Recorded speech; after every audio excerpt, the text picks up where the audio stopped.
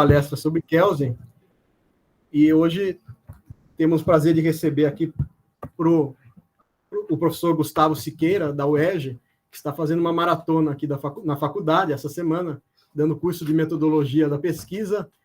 Essas duas palestras sobre Kelsen no Brasil, que são baseadas no livro que o professor Gustavo escreveu, e, enfim, resultado da pesquisa sobre o parecer do Kelsen na Constituinte de 34, a recepção da teoria pura na década de 30, 40, e a viagem do Kelsen em 1949 ao Rio de Janeiro.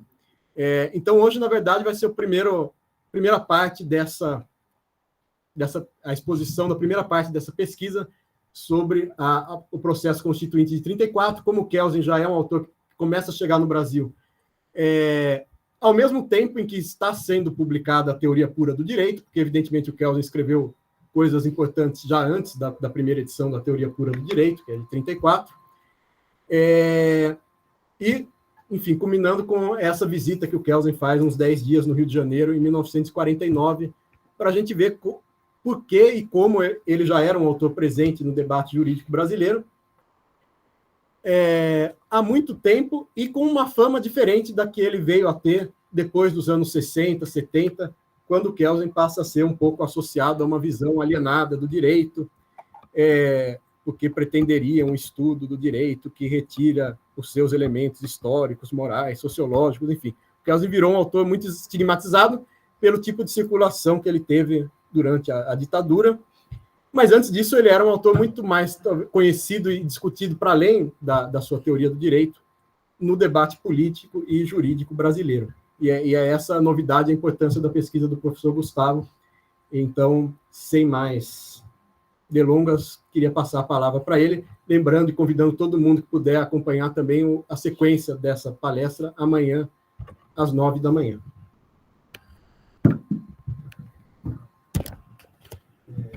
Boa tarde. Estão me ouvindo bem? Primeiro, eu quero agradecer ao professor Lucas Amato. Acho que esse é o principal evento sobre Kelsen no Brasil, esse ano, seguramente, né? E considerando que nos últimos anos não teve nada. É o principal do século, do milênio, né? Enfim, então, fico muito feliz de estar aqui. E antes de falar qualquer coisa sobre o Kelsen, eu tenho que falar a verdade para vocês. Eu nunca gostei do Kelsen. Tá? Eu vou explicar. Calma, tá? Calma. Tamo junto. Eu, como todo aluno de primeiro ano na Faculdade de Direito, jogaram teoria pura do direito, né? A segunda edição, aquele calhamaço. Meu Deus, eu não entendo nada. Sou muito burro, o que eu estou fazendo aqui no direito? Devia ter feito história, que é onde eu queria ir. E nunca fui um fã, assim, de ler o Kelsen. Nem fiz sobrevivi à graduação, fiz mestrado, doutorado, descobri que existia Hegel, que piorava, né? Fui para a história do direito, vocês devem saber que é a área mais legal. E um dia eu estava lendo os anais da Constituinte de 34. Tá? Estou lá lendo, procurando greve em 34. Ó, que resultado aleatório na nossa vida, né? E eu estou procurando, lá, lendo os anais da Constituinte, eles debatendo. Olha, o Brasil tem que ter direito à greve. Não, se a gente constitucionalizar o direito à greve, as pessoas vão respeitar. Eu estou lendo isso, enfim, né? Como sonhava. Aí chegava outro e falava assim, não adianta, gente. Esse negócio de direito não funciona. Não adianta ter na lei, a polícia vai continuar fazendo o que ela quer. Constituição é enganação. Você vai também. Olha, como a gente aprende olhando para o 34. E nisso, no meio da Constituinte de 34, tinha um parecer do Kelsen. Eu falei, o que é isso aqui? Daí fui conversar com os colegas de filosofia do direito e falei, realmente, eu acho que o Kelsen fez um parecer sobre a Constituinte brasileira, mas eu não lembro bem também, certo? Então, ninguém sabia muito bem. E tinha um artigo do professor Solon, aqui da USP, onde ele contava teoricamente o que era o parecer. E eu queria saber quem convidou o Kelsey. Cara, como que isso aconteceu? Tá? E daí foi assim que Kelsey entrou na minha vida. Tá? E depois eu fui pesquisar, enfim, o parecer que ele fez sobre a Constituinte, como ele foi citado na Constituinte de 34. Teve um parlamentar que falou que Kelsey era o príncipe do direito constitucional. Tá bom, né? E cada um tem os príncipes, as princesas que gostam. E depois eu descobri que ele veio ao Brasil. Né? Em 1949 ele veio ao Brasil. E fiquei pesquisando alguns anos sobre ele, e o resultado final foi esse pequeno livro que saiu durante a pandemia, e que, de fato, eu nunca imaginei que eu ia cair nas garras do Kelsey. E, no fundo, ele tem uma história muito bonita. Né? Eu li, por exemplo, as cartas que ele escreveu quando ele estava fugindo do nazismo, quando ele chega nos Estados Unidos. Vocês devem imaginar, por exemplo, quando ele foge do nazismo, ele tinha cerca de 60 anos. Ele já tinha sido ministro da Suprema Corte da Áustria, autor da Constituição.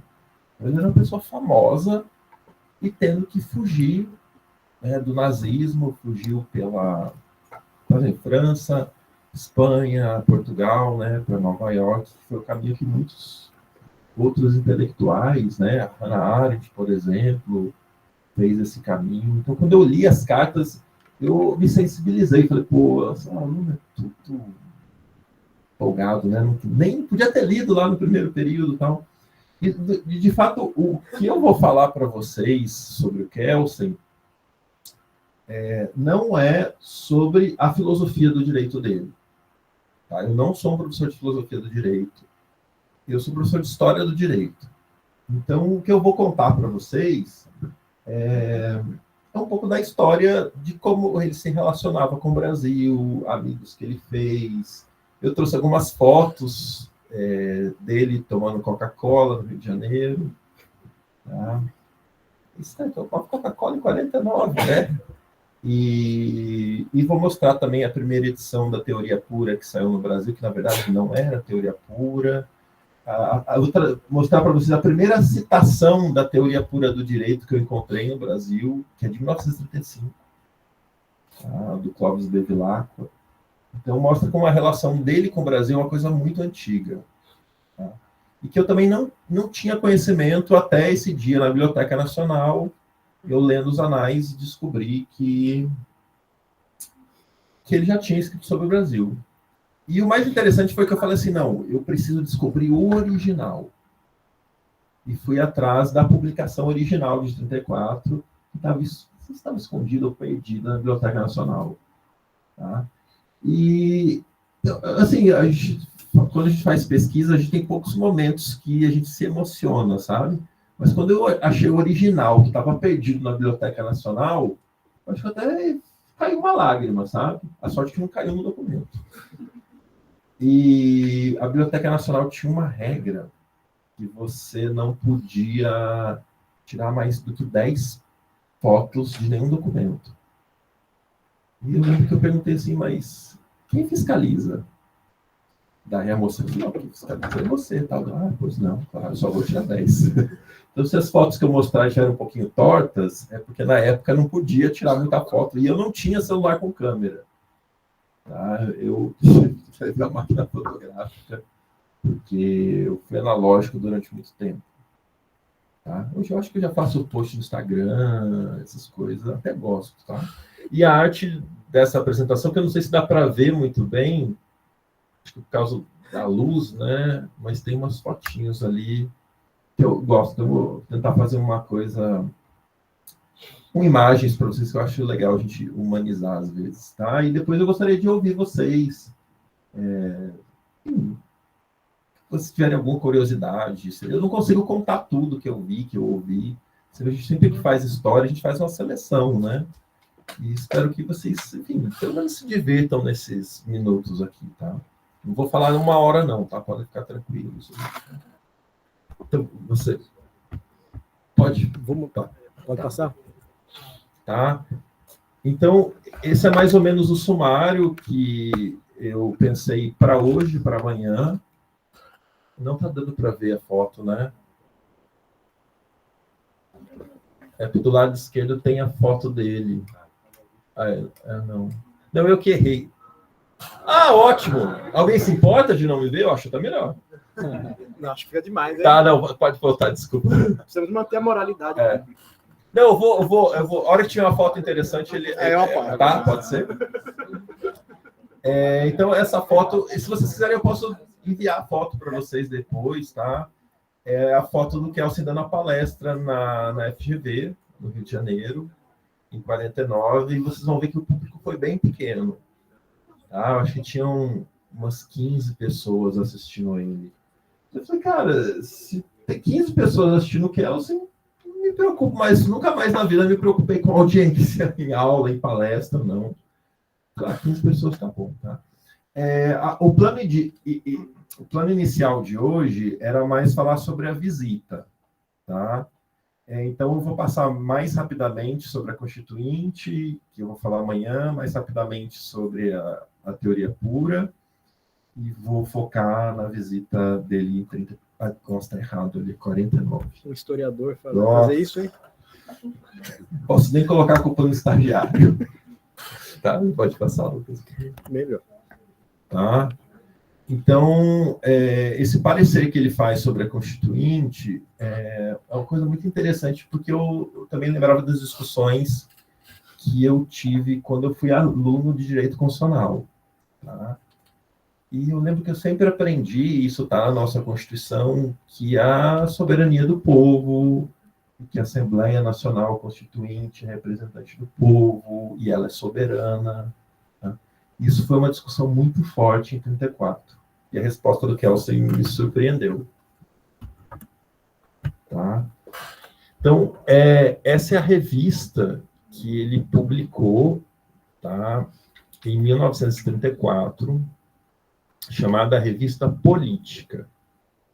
E eles fizeram uma série de perguntas para o Kelsen, né, e as perguntas eram assim, olha, o decreto do governo provisório, do governo Vargas, né, que determina o que a Assembleia Nacional Constituinte deve fazer, ele viola a soberania da Constituinte?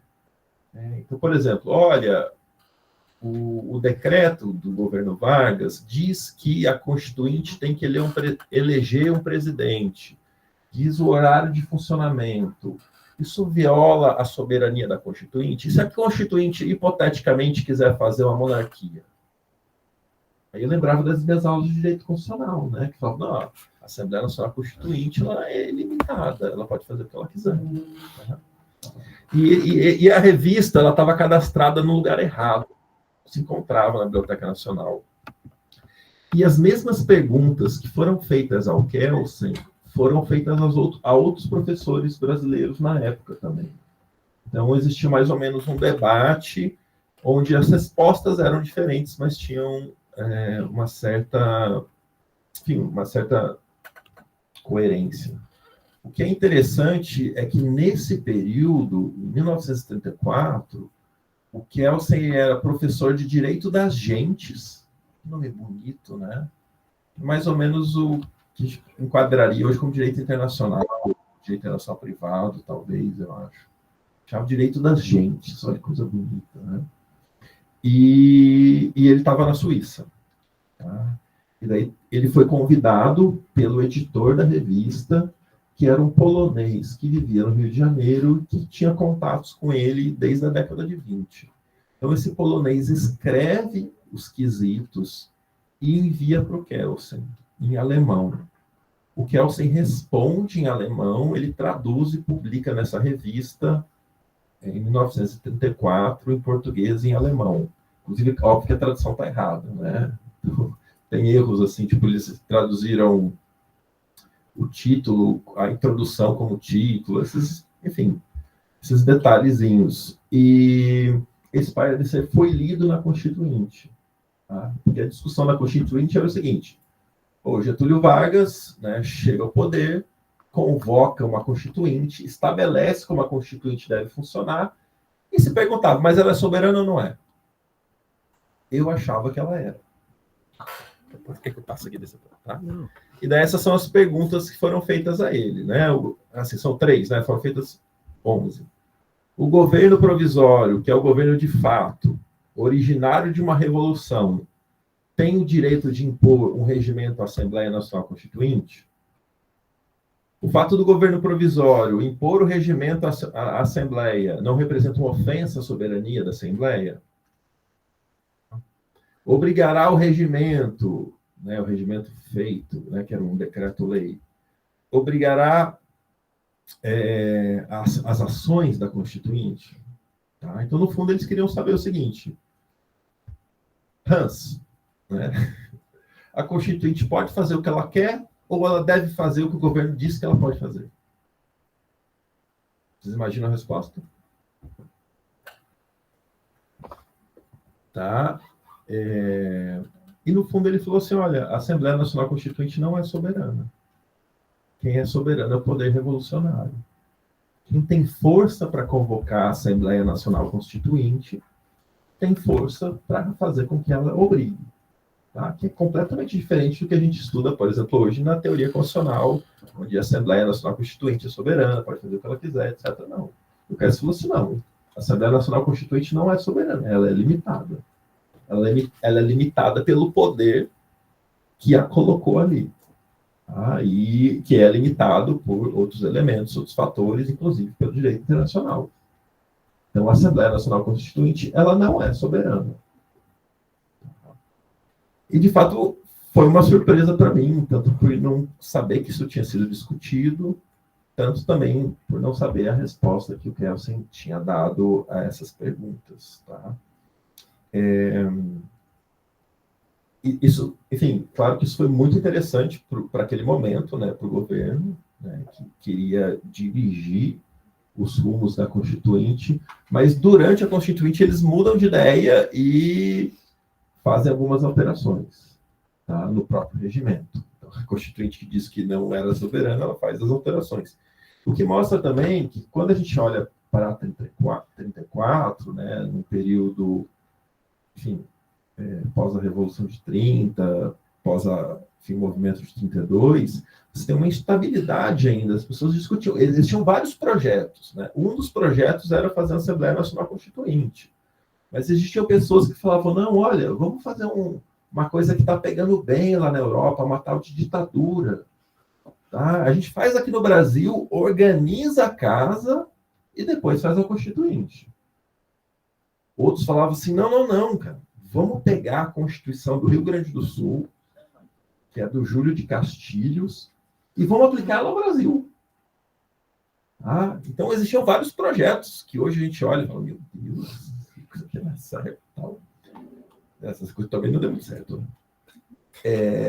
E aí, enfim, o projeto que venceu naquele momento foi fazer uma Constituinte de 34, que dura até 10 de novembro de 37, quando vem o Estado Novo e fecha tudo. Tá? Literalmente fecha. Né? E daí, enfim, vou falar um pouquinho sobre o Kelsen na Constituinte, depois para chegar na visita dele, só para introduzir, né, chegar na visita dele ao Brasil. Então, vocês devem lembrar, nas aulas de Direito Constitucional, que a Assembleia Nacional Constituinte de 34, ela tinha representantes classistas. Né? Então, você tinha representantes das empresas e tinha os representantes dos sindicatos. Né? Então, tinha lá os sindicalistas falando assim, não adianta, esse negócio de Constituição é só para enganar, a polícia vai continuar batendo na gente. E outros falavam, não, é importante, Constituição é importante e tal. Foi a primeira Constituição brasileira que teve a participação feminina, né? Teve uma deputada que foi a única mulher presente. E como você sabe, ela teve uma duração, a vigência dela foi bem curta. E o Kelsen foi citado 33 vezes na Constitucional Constituinte, né? Ele só perde para o Rui Barbosa, que foi descrito como o nosso Kelsen. Tá? O Carlos Maximiliano, né, que foi um jurista importante no início do século XX, ele fala assim, olha, no Brasil tudo é moda, até mesmo celebridade científica. Agora, todo mundo aqui, um médico citando Kelsen, um poeta citando... Todo mundo cita Kelsen aqui, realmente todo mundo citava Kelsen, isso. E discussões sobre república, democracia, monismo, direito internacional, todo mundo citava ele, né? E essa quarta frase também é dele. O Brasil é o único país em que todo mundo sabe direito. 1974. E daí, o Carlos Maximiliano citou o Kelsen em alemão, pôs a referência em alemão, e falava, isso é culpa de um russo que tem aqui, Mikini, que é um russo que vive aqui no Brasil, que traduz as coisas de todas as línguas, traduz errado, e todo mundo cita a tradução que é errada. Tá? Enfim, ele era um crítico, as pessoas ficavam citando Kelsen a todo momento, e ele também é citado como o maior constitucionalista que existe. E, enfim, acaba sendo uma referência a todo mundo. Vira um argumento de autoridade, né? Qualquer assunto você falava, o Kelsen falou que isso pode. Ninguém estava ali para conferir, né? Então era um debate um pouco interessante. Acho que não mudou lá. Aí dá para ver, né? A fotinha do nosso sorridente Kelsen. Não fica legal? Não fica mais carinhoso olhar e falar, olha que tiozinho simpático e tal. Não é? Pode acender. Tá? E o que acontece? A teoria pura do direito, tá? Ela é o nome do livro e é o nome também da teoria. Entenderam? O livro Teoria Pura do Direito é publicado em 1934. A teoria pura do direito existe desde a década de 10. Entenderam? Então, desde a década de 10, o Kelsen já vinha usando o termo teoria pura do direito, que isso tudo vai levar ao livro chamado Teoria Pura do Direito, mas já era uma teoria que ele vinha discutindo há algum tempo. E ele já era conhecido no Brasil. Na década de 20 ele já era conhecido, na década de 30 ele já era conhecido, mas ele não era conhecido por ser o autor da Teoria Pura do Direito, nem do livro, nem da teoria. Ele era conhecido como constitucionalista, como autor da Constituição da Áustria, um dos principais autores da Constituição da Áustria, como professor de Direito da Gentes e como autor de Direito Constitucional. O que para mim também foi uma grande surpresa, porque eu conheci o Kelsen da teoria pura, achei que só esse Kelsen existia. Tá? E depois eu vi que durante muito tempo não era o Kelsen que importava. Tá? E essa é a foto da primeira edição de 34 em alemão. Eu acho que foi enfim, esqueci onde saiu.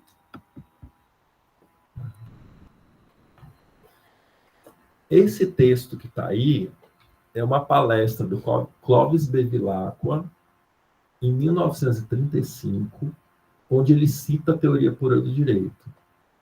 Tá? Ele não diz qual idioma que ele leu, ele não diz qual página, ele só cita a teoria pura do direito do Kelsen.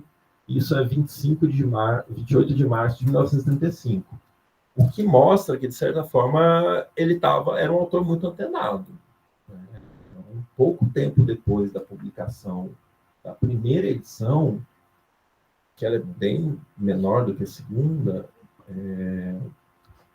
e no Brasil, provavelmente, vocês leram a segunda, né? Porque a primeira é bem recente. Tá? Ele já estava citando. Tá? E o que mais me surpreendeu é que não foi só o Clovis Bevilacqua, não, que estava citando. Tá? Mas o que eles estavam citando é esse livro aí, tá?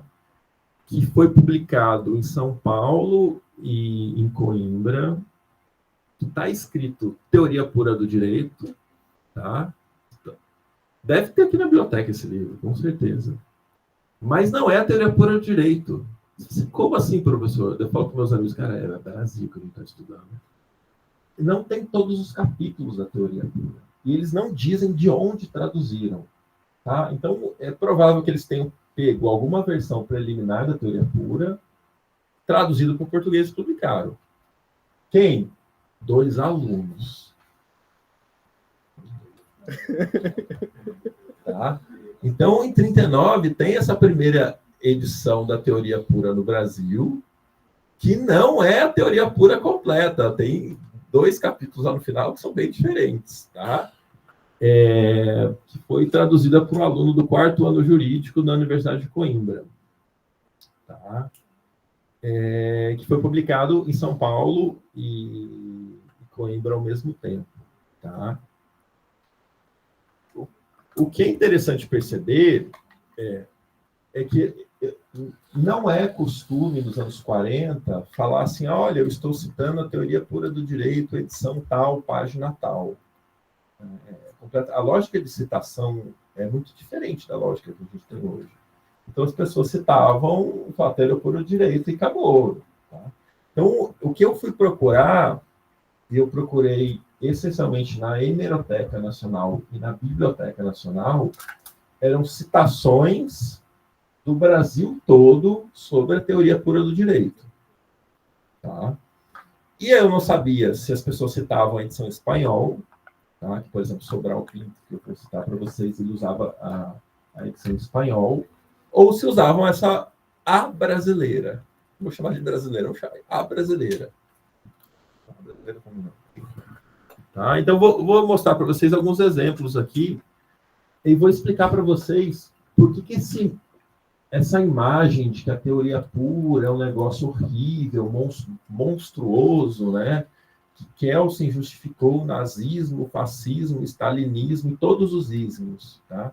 Isso começa no Brasil em 1942, tá? Quando Sobral Pinto publica uma crítica no jornal, esqueci, acho que foi o Jornal do Comércio, dizendo que a teoria pura do direito possibilitou monstruosidades. Foi a teoria pura do direito que abandonou Deus, essa palavra dele, tá? Que transformou, e a teoria pura se transformou em nazismo, fascismo, comunismo, suas múltiplas variedades. Tá? Ou seja, tudo que estava acontecendo no mundo, tá? O nazismo, o stalinismo e outros ismos, em 42, que daí já tinha muita coisa, era culpa da teoria pura. Só que, não pode ser. E nesse mesmo ano, nesse mesmo mês, o Kelsen estava chegando nos Estados Unidos fugindo do nazismo. Não é à toa que na segunda edição da teoria pura ele vai falar, olha, já falaram que a minha teoria era para o nazismo, já falaram que a minha teoria era para o comunismo, já falaram que minha teoria era para tudo. Ele fala, não é para nada disso. As pessoas que falam isso não entenderam. Tá? E, de fato, esse mito do Sobral Pinto, que a teoria pura do direito possibilitou o nazismo, ele é reproduzido numa série de livros, como se o nazismo fosse usar a teoria de um judeu. Tá? Quando, na verdade, o nazismo tinha o seu teórico do direito, que era o Carl Schmitt. O que eu não encontrei foi nenhuma resposta à acusação que Sobral Pinto fez na época. Tá? Então, eu não sei se as pessoas ignoraram ou ninguém publicou nada, mas, de fato, todas as outras referências que eu encontrei da teoria pura até a visita dele ao Brasil, são todas elogiosas. E daí eu coloquei algumas aqui, né, que vão do José Medeiros, que é um procurador do Rio, ao José Pedro Galvão de Souza, que eu acho que ele é o fundador da PUC São Paulo, ao Nelson Hungria, tem na jurisprudência do Tribunal de Justiça do Pará, de 1949, referência à teoria pura do direito. 1949, no Pará. Tá? O José Frederico Marx cita a teoria pura do direito em 1948. O José Sete Lopes, ele cita a teoria pura em 49. E o José Sete Lopes fica amigo do Kelsen, o Kelsen faz o prefácio do livro dele. Então, José Sete Lopes, Eles ficam tão amigos que o Kelsen faz o prefácio e diz assim, olha, ele me pediu para fazer o prefácio, eu fiz. Não concordo com o livro, mas fiz o prefácio.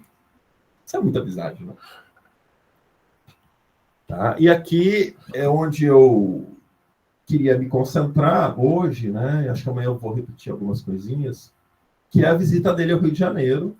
Tá? Aí vocês podem ver como o Rio de Janeiro era bonito nessa época, aí, o centro do Rio de Janeiro, né? Era bonito nessa época, e ali no centro também a foto dele dando palestra na FGV.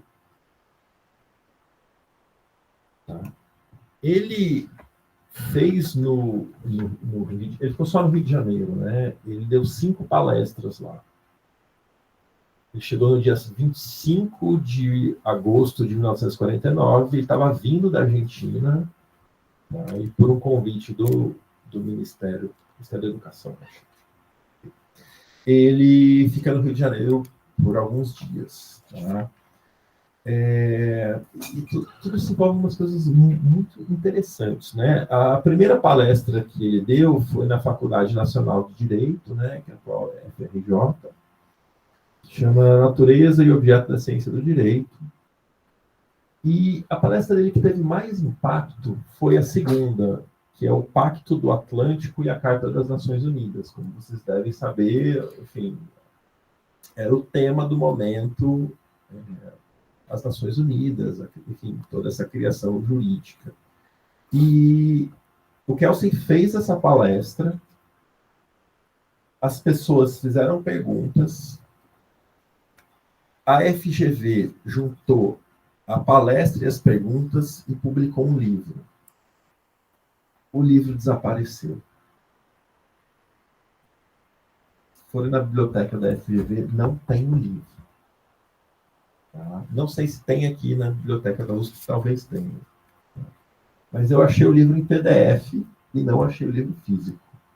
Tá? Porque também tem uma seita de kelsenianos muito feroz no Rio de Janeiro, tá? Em que eles guardaram, não sei como, não sei se eles roubaram o livro também, mas não tem o livro na FGV, né, que foi publicado em 1949, e as outras palestras que ele fez foram ou no Ministério da Educação, ou nos diários associados, né, e sempre noticiado como, olha, chegou uma celebridade mundial do direito.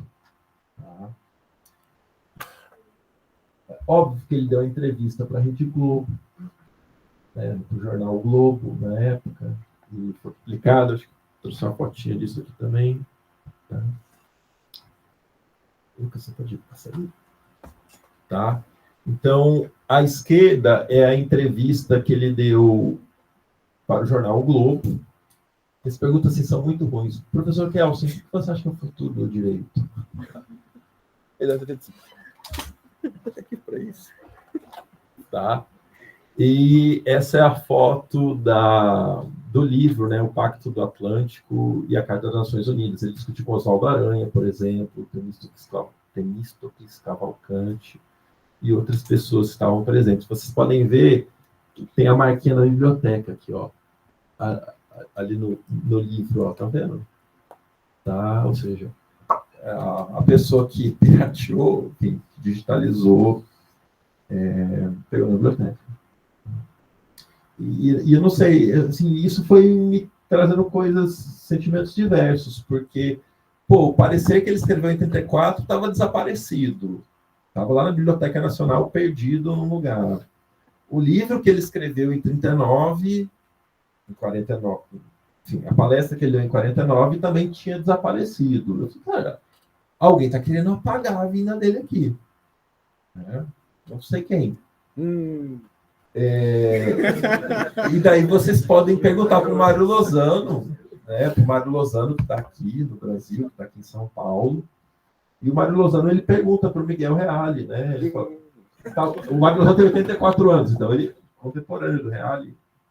E ele fala assim, olha, professor Reale, você não veio ao Brasil tal? Ele fala assim, não, ele veio porque a passagem dele foi muito rápida, não veio para São Paulo, a faculdade de Direito só tinha em São Paulo tal.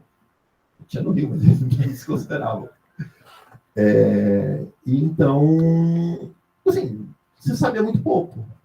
Tá? E todas as pessoas que eu conversava, professores mais velhos, da minha idade, falavam assim, olha, eu já ouvi dizer que o Kelsen passou aqui e tal, mas eu não sei se ele passou em Belo Horizonte. Tá? E tem um artigo do Oscar Salo, que é um professor do Uruguai, que ele descreve a viagem do Kelsen para a América do Sul. E descreve a passagem dele ao Rio de Janeiro, mas tem vários erros. Né? Ele fala que ele deu uma palestra num lugar que não foi, fala que a FGV deu honoris causa para ele, não foi, ele teve honoris causa pela Universidade do Brasil, né, que hoje é a UFRJ, e ele recebeu o título de membro honorário do IAB. Só que, para você receber, o IAB te dá um título de sócio honorário, você tem que aceitar. E não tem resposta do Kelsen. A gente não sabe se ele não recebeu o convite ou se ele não aceitou. Então, ele não é membro honorário do IAB e ele acaba mantendo contato com uma série de brasileiros durante algum tempo. Né? E eu estou falando antes da publicação da segunda edição da Teoria Pura, tá? Que é 1965. Então, o que acontece é que antes do Kelsen se tornar o Kelsen da Teoria Pura do direito, ele é o Kelsen do direito internacional, do direito constitucional, da soberania, da república, que veio ao Brasil. Tá? E os haters já estavam lá. Tá? Então, você já tem esse texto do Sobral Pinto que acusa o Kelsen de tirar Deus da teoria do direito. Tá? Que para ele era um escândalo na época. Lucas, eu vou pedir para apagar a luz, porque agora eu vou mostrar as fotos mesmo, tá? Depois, se vocês quiserem, nesse computador aqui tá o melhor. Estava mexendo mal? Ó. Então, ele tá à direita aqui, ó. Tá vendo a cabecinha dele aqui à direita?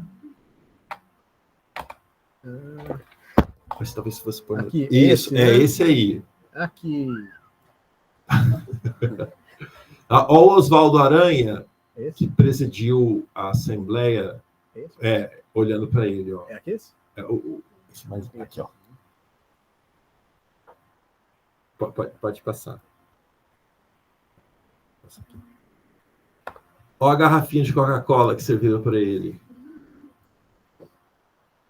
Eu tenho um mapeamento de quase todas as pessoas que estavam lá. Essa moça que está à esquerda dele, eu não consegui mapear quem é.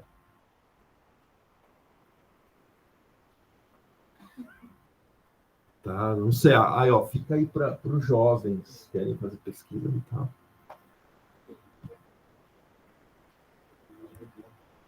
Pode passar. Próximo dá para ver bem ele.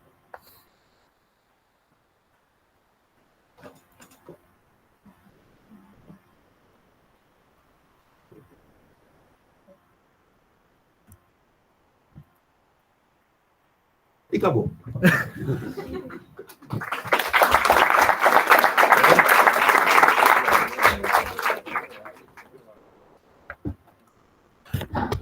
Espero que vocês tenham gostado das fotos, tá? Eu estou vendendo as fotos aqui fora, né? Autografadas.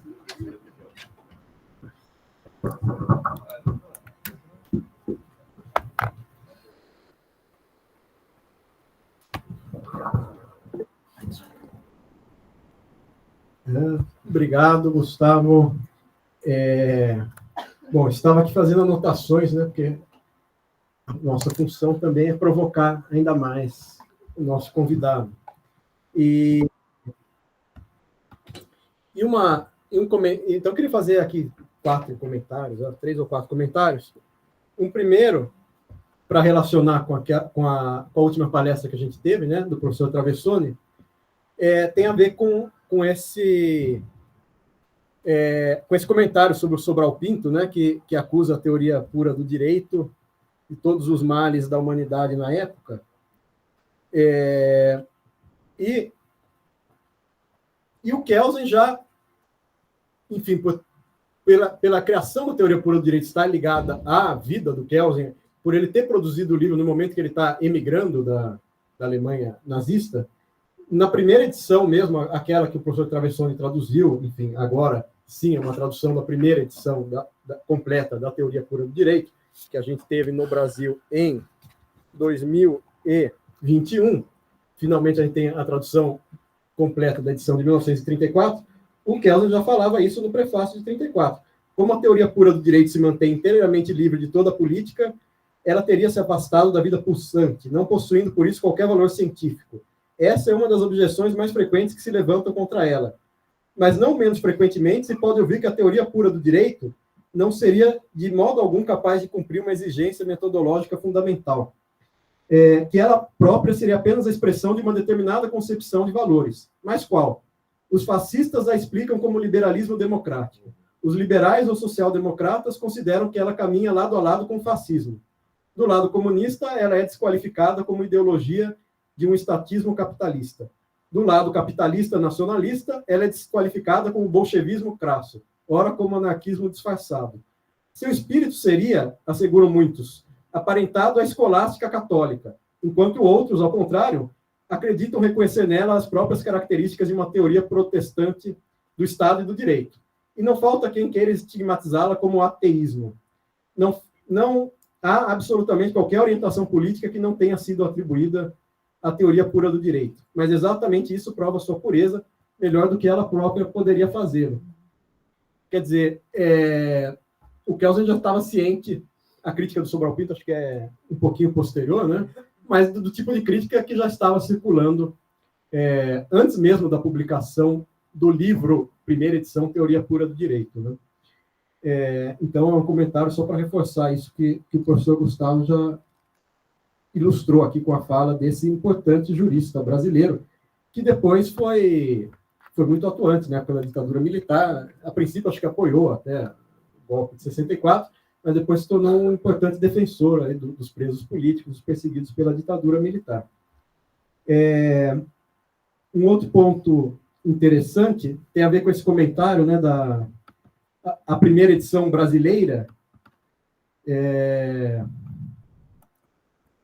E só para reforçar, não lembro se o professor Traversoni falou disso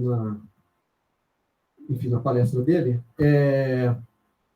mas a ideia, a figura da pirâmide do ordenamento jurídico, de que Kelsen explica o direito, a estrutura do direito como uma pirâmide, essa expressão pirâmide vai surgir justamente na edição espanhola e nessa edição portuguesa, que vai vir ao Brasil, mas não existe na edição original, na primeira edição da Teoria Pura do Direito, de 1934.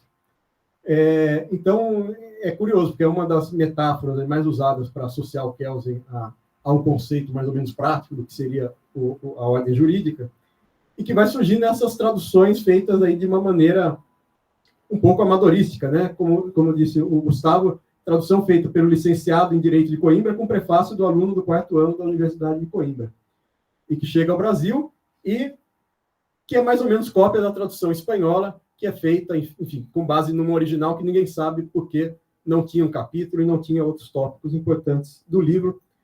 E acho que um ponto que Gustavo comenta aqui no livro, mas não lembro se ele falou hoje, é que o capítulo que faltava dessa primeira edição publicada no Brasil é justamente o capítulo sobre direito internacional. E como Kelsen tinha uma posição muito favorável ao direito internacional, à prevalência do direito internacional sobre o direito nacional, isso num período de guerra, essa edição é publicada em 1939, era uma posição problemática para o Kelsen sustentar diante de estados autoritários dos quais ele estava fugindo, e o Brasil estava em pleno Estado Novo também, e os movimentos fascistas na Europa, né? E a Europa e Portugal também. Também era Estado Novo. E Portugal também é o Estado Novo do Salazar. Então, não era bonito falar da prevalência do direito internacional sobre o direito nacional nesse momento. E esse é ao lado das questões de direito constitucional, né? Na década de 40, o Kelsen é conhecido principalmente por essa visão internacionalista que ele tem. Então, lembrando que foi um dos principais temas dos quais ele veio falar no Rio de Janeiro, foi isso, foi a Carta da ONU, o Pacto do Atlântico, todo esse direito criado durante a guerra e logo no pós-guerra, esse direito internacional, né? Então, é interessante, porque é um tema de direito internacional, mas que entra na teoria, está na teoria pura do direito, tem um capítulo sobre direito internacional, mas, curiosamente, a edição publicada no Brasil e em Portugal, e na Espanha, não tem esse capítulo sobre direito internacional. para mostrar como, num ponto em que a teoria geral se aproximava muito da prática, mas talvez isso explique por que esse capítulo faltava. Enfim, a gente não tem como documentar por que esse capítulo estava faltando da edição espanhola, portuguesa e brasileira, mas o contexto da época dá uma certa pista. E eu só queria pedir, aprofundando um pouco a maledicência aí com relação à questão do Miguel Reale ter subestimado um pouco a importância dessa visita ao Kelsen, porque ela foi uma visita para o Rio de Janeiro, não para São Paulo. Eu só queria que você comentasse um pouco como o Kelsen também era presente em outros países da América Latina, né? Como você diz no seu livro, especialmente no México, pela proximidade com os Estados Unidos, onde ele foi lecionar nas últimas décadas da vida. Mas a passagem na Argentina também tem um episódio curioso que explica um pouco da interação, ou da falta de interação do Kelsen com autores brasileiros, né? Obrigado, Lucas. A versão que o Sobral Pinto cita é a versão em espanhol. Eu esqueci de falar, que eu acho que isso é importante. Depois eu descobri que o Kelsen foi para Cuba. Mas foi antes da Revolução. Não quero nem ver. Tá? Mas ele veio para o Brasil porque estava na Argentina. E na Argentina ele tinha um contato muito antigo com o Carlos Cóssio. E ele fez uma série de palestras na Argentina, discutiu, e ele achou que o Cóssio estava forçando uma amizade teórica entre a teoria pura do direito e a teoria que o Cóssio tinha. Cóssio publica um livro chamado Kelsen e Cóssio, e mistura os dois. O Cóssio fica doido, manda recolher o livro. Kelsen e Cóssio, Então, a viagem para a Argentina tinha sido muito desgastante para ele. E imaginar que, enfim, em 49 ele já tinha mais de 60 anos, né?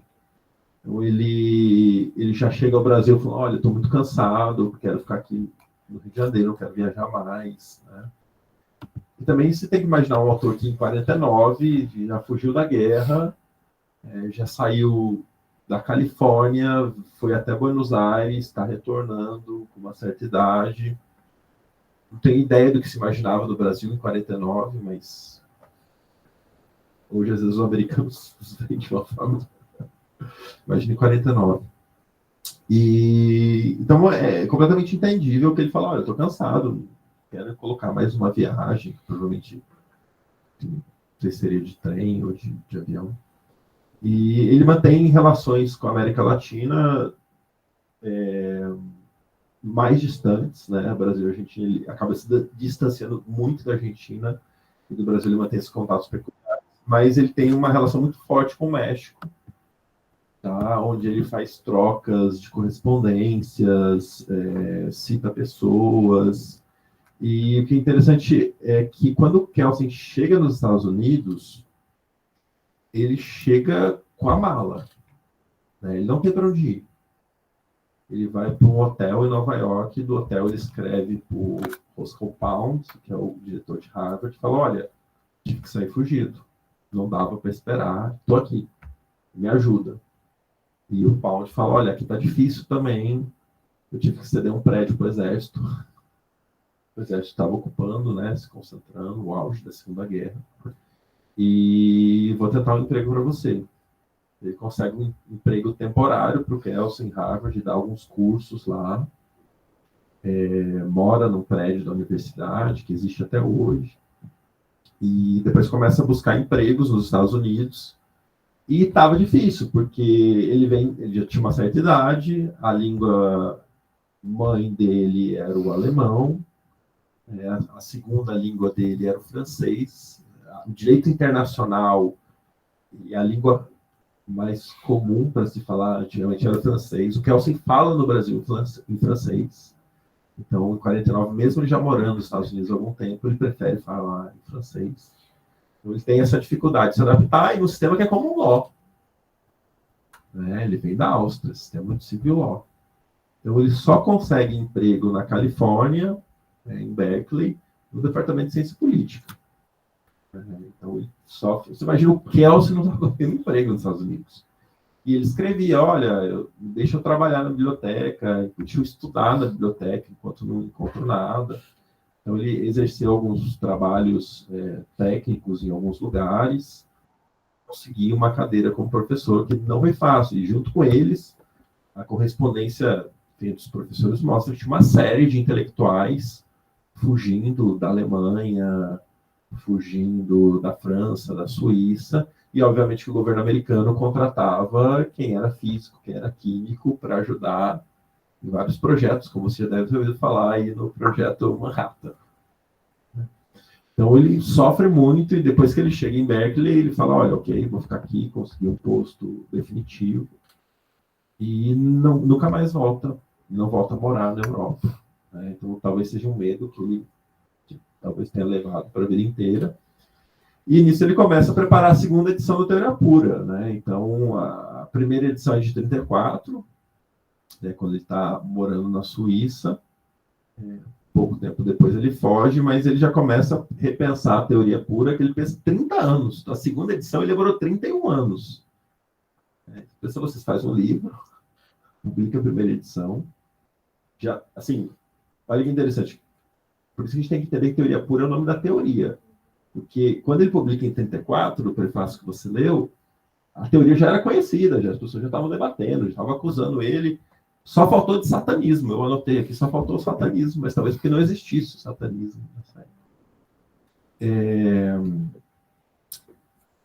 Então, enfim, ele tem um sofrimento nessa parte da vida, o que não vai impedir ele de manter contatos, de se manter produtivo durante muito tempo. Ele vai depois publicar alguns artigos em revistas brasileiras. A própria FGV traduziu artigos dele e publicou nas revistas da FGV que estão online. Tá? Então, é um autor que, de fato, a minha pesquisa com ele parou em 49. Tá? Então, eu não estudei, por exemplo, como que a segunda edição chega no Brasil, que eu acho que é uma pesquisa interessante, que eu não vou fazer, tá? Então, quem quiser a dica aí, eu dou. Porque, no fundo, eu acho que o Kelsen que a gente conhece no século, final do 19, final do 20, e começo do 21, é o Kelsen que chegou com essa mácula, né? Enfim, essa imagem que Sobral Pinto descreve ali em 42, e com a segunda edição da Teoria Pura, que gerações e gerações não leram e criticaram coisas que ele já falava em 34, que já existia essa crítica, né? Então, eu acho que é um autor que é importantíssimo para a gente ler e que acho que, de fato, muito contribui para a gente repensar a própria história dos juristas, os papéis que eles exercem e como as teorias também vão sofrendo descrições que nem sempre são as descrições que elas se proporam, né? Ou que elas imaginaram que seria. Tá? Acho que é isso, Lucas. Eu não sei se eu respondi tudo, mas foi o que eu consegui. Não, claro. E acho que só um ponto adicional, enfim, não sei se algum dos nossos palestrantes vai explorar mais esse ponto, mas, assim, como o Gustavo estava comentando, o Kelsen faz essa divisão entre a ciência do direito, a descrição, e a proposta dele fazer uma teoria pura do direito tem muito a ver com o contexto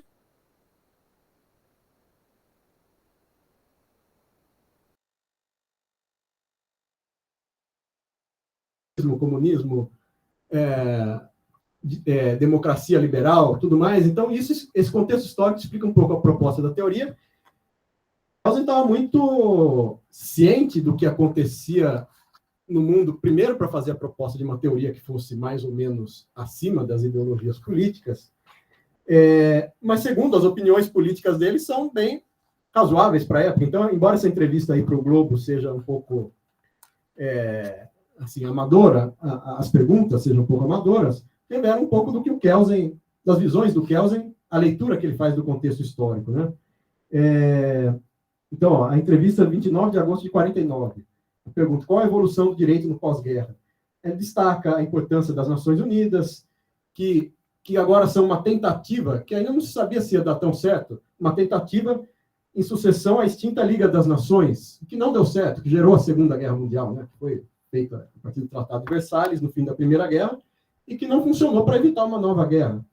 E o Kelsen já falava do Conselho de Segurança da ONU, que não funciona pela faculdade de veto que tem os membros do Conselho. Então, enfim, já estava discutindo temas que permanecem até hoje. E quanto aos direitos nacionais, ele diz, qual que é a tendência do pós-guerra? É a evolução do direito no sentido de uma maior justiça social, com segurança econômica por meios legais. Porém, o grande problema é, no século passado, os princípios do sistema democrático eram praticamente aceitos, se não executados por todos os povos do mundo, diz Kelsen. Bom, embora não fosse uma democracia tão ampla, com sufrágio universal, com tanta diversidade ideológica do começo do século. Mas o Kelsen estava dizendo, no século XX, entretanto, a democracia tem sido desafiada à luta por ditaduras de um só partido. Na Alemanha, o povo está mais preocupado com o nacionalismo, o que levou o nazismo ao poder. Em outros países, como na França e na Itália, predominam as dificuldades econômicas, o que leva o povo, não no sentido do nacionalismo, mas do comunismo. Então, ele sabia comentar os fatos políticos da época, e do ponto de vista do direito, ele estava ciente de que a consequência da guerra foi, dizia ele, uma revivescência do direito natural no campo da filosofia, um novo desenvolvimento da metafísica. Então, evidentemente, ele não faz uma proposta de teoria do direito sem saber o contexto em que ele tem que difundir essas ideias, né? Porque, evidentemente, ele sofreu isso na prática e tem uma atuação política importante no período entre guerras e no pós-Segunda Guerra Mundial. Então, é importante a gente lembrar o debate do Kelsen no período da República de Weimar, com o Schmitt, com os vários autores que fizeram ou depois debateram a Constituição Alemã da República de Weimar, e no pós-guerra, essa atuação aí especialmente destacada no campo do direito internacional, né? Enfim, só para reforçar aí alguns elementos que mostravam Kelsen, que era muito conhecido na época, e que a gente costuma desprezar quando a gente só lê o Kelsen da teoria pura do direito, tirando toda essa atuação que ele teve no contexto político da sua época. Mas eu queria abrir para comentários, perguntas de vocês. Por favor. Primeiro, agradecer a palestra. Já tinha tido contato com o seu trabalho sobre o Kelsen no passado. Acho muito interessante a gente ver essa recepção. E eu queria fazer uma pergunta que eu acho que talvez fique sem resposta, então acaba virando um comentário, que é o seguinte, né? Se eu entendi relativamente bem, a gente teve no primeiro momento no Brasil uma recepção do Kelsen muito calorosa, né? De virar realmente uma autoridade necessitada. E em um segundo momento a gente teve essa crítica do Sobral Pinto. E num terceiro momento eu acho que a gente poderia dizer, que não é objeto da sua pesquisa, eu sei, que essa crítica mais contemporânea de o Kelsen limou o direito da política, então uma espécie de estúpido, e a gente não deveria lê-lo, porque não diz nada de útil, porque não diz nada, né? Supostamente é isso.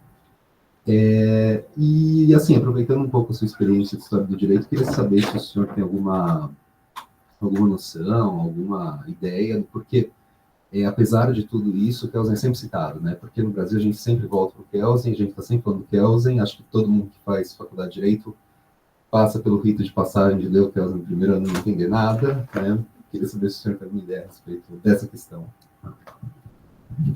Obrigado. Eu esqueci de dizer também que o Kelsen foi investigado pelo FBI por ser comunista. Foi inocentado, mas foi investigado. Tem a ficha dos policiais que acompanhavam ele, que investigavam para ver se ele não era um agente do comunismo. Não conseguiram provar, a gente não sabe, né? Se era ou não. Eu acho que a crítica do Sobral Pinto é uma crítica completamente isolada. Pelo menos no material que eu li da década de 30 e 40. Mas é uma crítica que a gente vê hoje, entendeu? Então, acho que é importante a gente saber que ela já existia, mas nesse contexto da década de 30 e 40, eu acho que ela é isolada. Enfim, eu não sei como que a segunda edição da teoria pura chega, sabe? Até uma pesquisa, acho que pode ser feita, assim, analisando a primeira tradução, as primeiras citações, mas é possível que entre 1949 e a segunda edição ele continue sendo citado. Eu acho que tem aí um espaço que dá para imaginar muita coisa acontecendo. Eu, de fato, acho que é um autor super importante, porque pensa quantas teorias do direito a gente tem. Se eu falar assim, me dá um autor que tem uma teoria sobre o direito. São poucos. Tá? E o Kelsen é uma referência mundial. Então, talvez por isso, por uma falta de pensamento, de elaboração de uma teoria do direito, acho que talvez por isso ele tenha se tornado tão famoso, tão referência. A grande questão é que Kelsen, essa é a impressão que eu tenho, é que ele é muito citado e pouco lido, sabe? Então você tem citações de pedaços, você tem críticas de pessoas que falam, não perde seu tempo lendo. Vamos falar, criticar alguém usando esse argumento, não perde seu tempo lendo, entendeu? E uma tradição que a gente não tem aqui no direito brasileiro, que é muito importante em outros países, que quando você vai criticar uma teoria, você pega, por exemplo, Ronald Dworkin, né? Quando ele vai criticar uma teoria, ele descreve tão bem a outra teoria que você acha que está elogiando. Ele mostra que conhece muito bem a outra teoria. E isso é uma falha, eu acho que é das nossas faculdades de direito, que a gente critica, mas não se dá o trabalho de falar, olha, eu conheço tão bem que eu estou demonstrando ela, e agora eu vou criticar.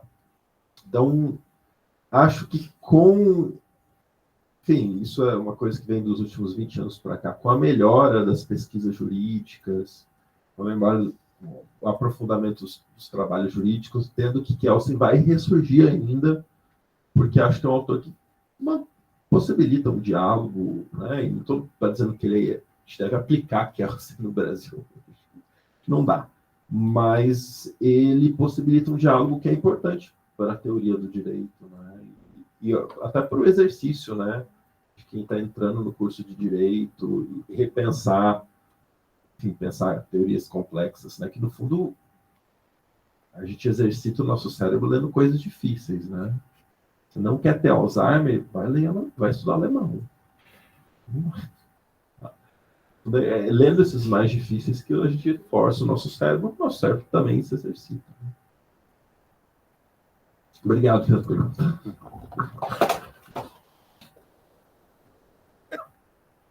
Alguém? Por favor. Nicolas. Não quer? Professor, é mais uma curiosidade, que a gente fala muitas vezes da participação do Brasil, do Oswaldo Aranha, na fundação da ONU. Eu só queria saber um pouco do conteúdo da palestra do Kelsen na FGV, quais percepções ele dá sobre a ONU, se ele repercute a participação do Brasil, acho que não, mas se ele comenta, quais reflexões, comentários ele faz sobre as Nações Unidas, enfim. No fundo, o principal debate que ele faz na palestra é com o Oswaldo Aranha, e o Oswaldo Aranha fica insistindo que a Carta da ONU é uma cópia do Pacto do Atlântico, e ao final o Kelsen concorda. Então, mais ou menos, foi como se o Brasil, que estava ali elaborando e participando ativamente do Pacto do Atlântico, fosse um pouquinho o pai da ONU, que o Oswaldo Aranha presidiu a Assembleia da criação da ONU. Então, no fundo, era um elogio, né, a essa tradição que o Brasil tem de relações internacionais famosas, amistosas, e que talvez seja um dos principais serviços públicos que já tinha em 1945. Né? Então, esse é mais ou menos o tom do debate que acontece, né? A relação da Carta da ONU com o Pacto do Atlântico, e a principal, acho que, demanda é a do Oswaldo Aranha, que quer falar, olha, a ONU nos copiou aqui. Acho que no final o Kelsen concorda. O Kelsen disse aqui literalmente, o Pacto do Atlântico limita-se a repetir pela Europa o Tratado do Rio de Janeiro. Então, ele foi convencido do... Se a plateia ele tá... pelo menos ele respeitou o que a plateia pensava. Mas só 2 comentários adicionais antes de passar para mais alguém.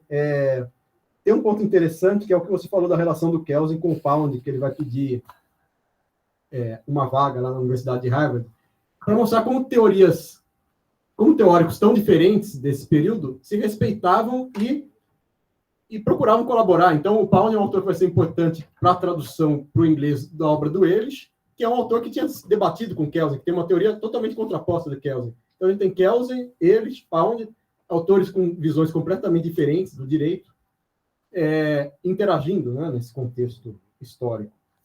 E um outro ponto interessante, que eu acho que tem a ver com o comentário,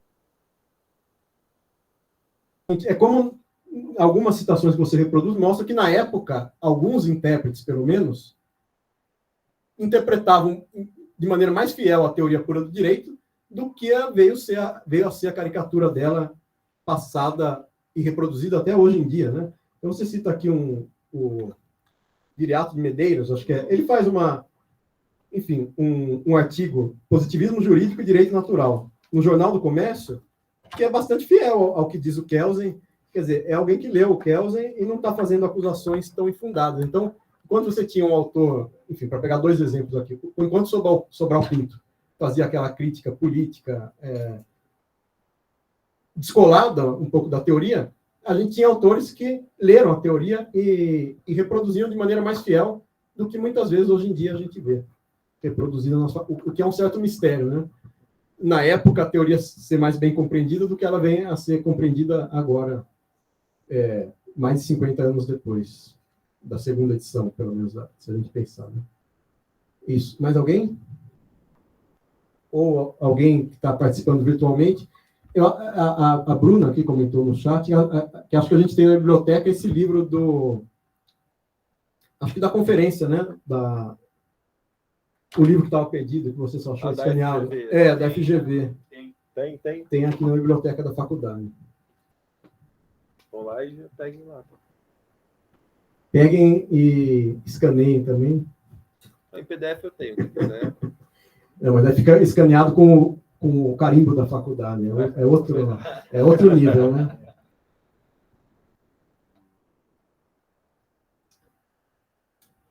É isso. Alguém que está online ou alguém presencial? Algum comentário?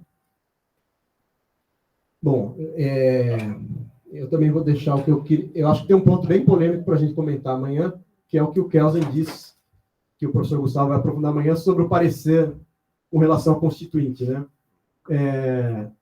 Que a grande pergunta é em que medida o Kelsen contraria a nossa visão tradicional de que uma Assembleia Constituinte é livre para criar direito a partir de então, em que medida o Kelsen estava dando argumentos jurídicos para autorizar um governo revolucionário, ditatorial, a ele mesmo disciplinar como quisesse o funcionamento da Assembleia Constituinte e até certos conteúdos da Constituição, né? E acho que esse ponto, enfim, aqui é uma hipótese, a gente não pode comprovar, teria que pesquisar também décadas para frente.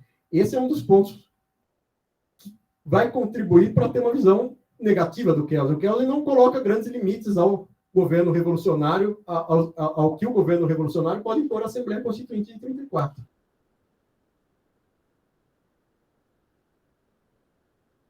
Disso na outra ditadura que a gente teve, na ditadura militar, a maneira como ela se autodescreveu juridicamente, né? Enfim, mas isso para deixar para o debate de amanhã mais focado no parecer do Kelsen e para deixar sem resposta ainda até amanhã de manhã. É isso, pessoal. Então, eu queria convidar vocês, quem puder ficar ou voltar, aí às 4h30 a gente vai ter a palestra do Bruno Lima sobre esse livro aqui, Luiz Gama contra o Império. Então, a gente fica com uma dose dupla na tarde de hoje, para quem puder, tá bom? Muito obrigado.